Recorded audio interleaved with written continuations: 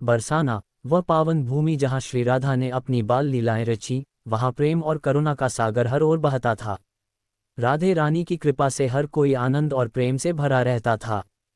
परंतु एक दिन कुछ ऐसा हुआ जिसने पूरे गांव को चिंता में डाल दिया।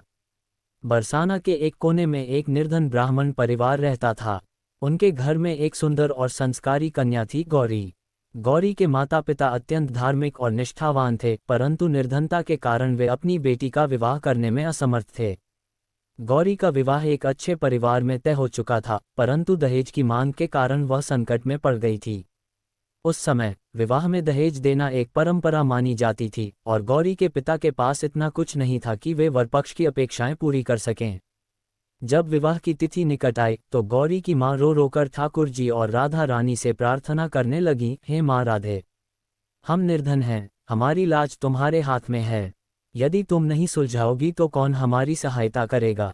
राधा रानी, जो करुणा की मूर्ति थीं, भक्तों की पुकार कैसे अनसुनी कर सकती थीं। एक रात जब बरसाना में शीतल चांदनी छाई थी, राधे रानी अपनी सखियों के साथ गौरी के घर पहुंची।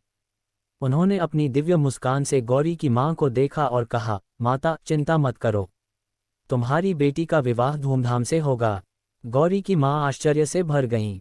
उन्होंने राधे रानी को प्रणाम किया और पूछा, मां, आप कौन हैं, ये कैसे संभव होगा। राधे ने मुस्कराकर कहा, मां, जब प्रेम और भक्ति सच्ची हो तो भगवान और उनकी शक्ति सब संभव कर सकती हैं।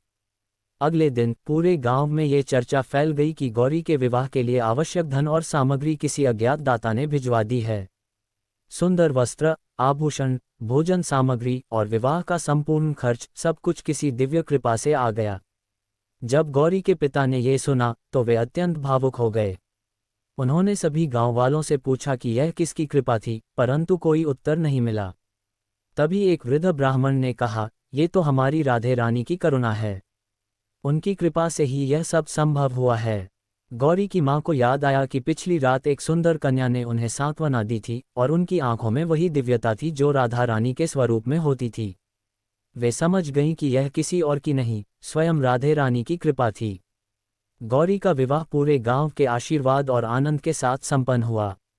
वर पक्ष ने भी ये देखकर दहेज की कोई मांग नहीं रखी, क्योंकि उन्हें भी अनुभव हो गया कि यह किसी दैवीय शक्ति का चमत्कार है। विवाह के पश्चात गौरी और उसके परिवार ने राधे रानी के चरणों में कृतज्ञता अर्पित की। उन्होंने प्रण किया कि जीवन भर वे प्रेम और भक्ति के मार्ग पर चलेंगे।